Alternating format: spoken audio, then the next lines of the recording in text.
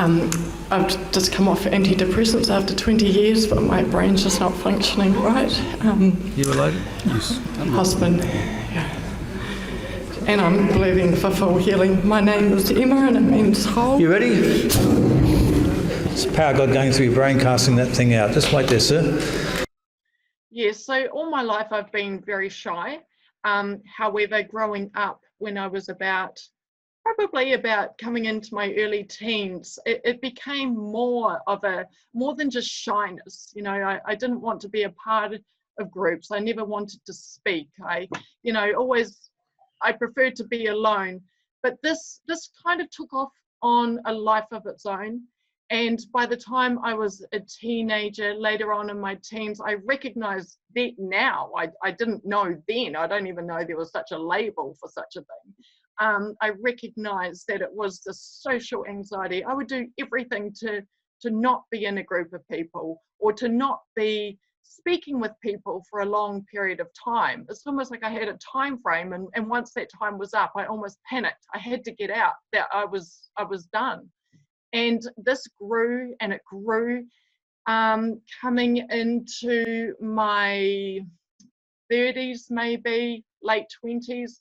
I feel it took a turning point of becoming social phobia, which was so restrictive. It really was a place of total captivity, and the only way that I could manage and be a part of groups, because you know my parents were pastors.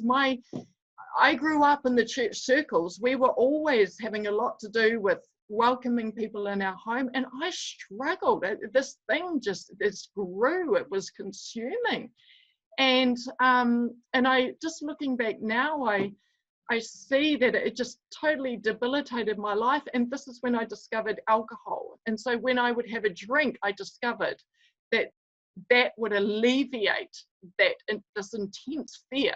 It's such a fear. And that was how I was able to socialize. In the end, alcohol took everything away, absolutely everything. So, you know, it started with that medicating for social reasons, but then it grew into a life of its own again, where I became alcoholic. Then it turned to functional alcoholism, which is different than alcoholism. I needed to drink in order to live. That was a testimony, another testimony. But in the end, I lost everything. I lost my children, I lost my home, I lost my job, I lost my health. I was on twice I nearly died, and just ruined as a person. So one Good Friday morning, in utter surrender before the Lord, I came before him and I said, Lord, you must deliver me. I said, if you do not deliver me, I know I will not see the end of this year. I said, I will not leave this place until you come and heal me. But in that place of crying out to him I said, I utterly surrender. No backup plans, no anything. I'm utterly yours. And he came in that moment, and he totally set me free, not only from wanting to drink, but all the thoughts. Everything was taken out of me. I have no triggers. I have nothing. So in the last 5 years, after that encounter with the Lord, I was still taking the medication for depression. And so I said, Lord, I want to come off this. There was a stirring in my spirit. And I got enough grace to be able to say, I'm coming off this as of tomorrow. And I will keep believing and hold on for this healing. So as the weeks went by, it was excruciatingly hard. It was very, very hard, quite traumatic. And some of my days looked like dark depression. I was barely functioning. I would go to speak to someone and I would stop mid-sentence because I couldn't think of the words. I couldn't finish a conversation. I couldn't hold a train of thought. It was a dark time. It was extremely vulnerable. I felt irritable, angry, all of those things when coming off medication, because I knew there was a healing meeting of yours in January, and I'd set my heart that the Lord would heal me, that I would go up there and that he would heal me. Yeah, I went forward, you prayed, I went under the power, but I just felt this incredible heat. And I knew it was in my brain. I could almost feel where it was. And I remember lying there thinking, my brain's getting healed, my brain's being healed, he's healing it. And just lying there as this heat just encompassed, that area. And I must have been lying there maybe 10 minutes or so. The heat continued to linger, and it was instantly different. Instantly, I felt joy. The next day was incredible. I could speak, I could think of words, just in a common sentence. I couldn't think of the correct word for what I needed to say. And so this clarity came, and joy, and things I hadn't felt in so long. And those 3 months were the hardest months since I had been in my alcoholic days. They were that hard. Yep. So you went to the meeting, you lay on the floor, you felt this burning heat in your brain, you Yes. got up and you felt this joy and clarity. Yes. So how have you been the last 3 months? Are you on medication? What's happening? No, it's just incredible. It's an incredible miracle. I tried getting off medication in these 20 years. The most I could ever do was 3 days. 3 days. And then I would just crumble. So no medication, completely healed in my mind. I can think the clarity is actually growing stronger.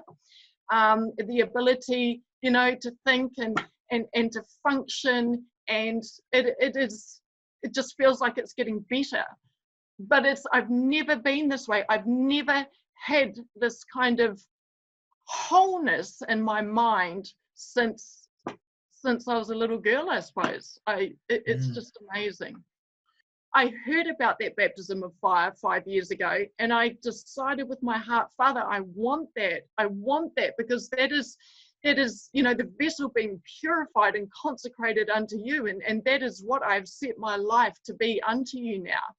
And so for 5 years I have prayed for the baptism of fire.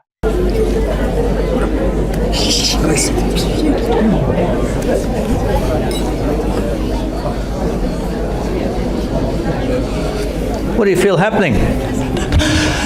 Just shaking. I want the baptism of fire. You're getting it. You're getting it.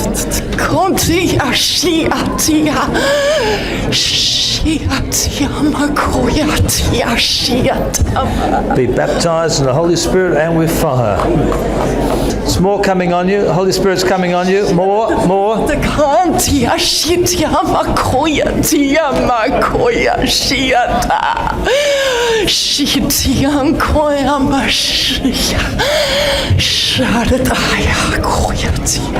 Thank you, Lord.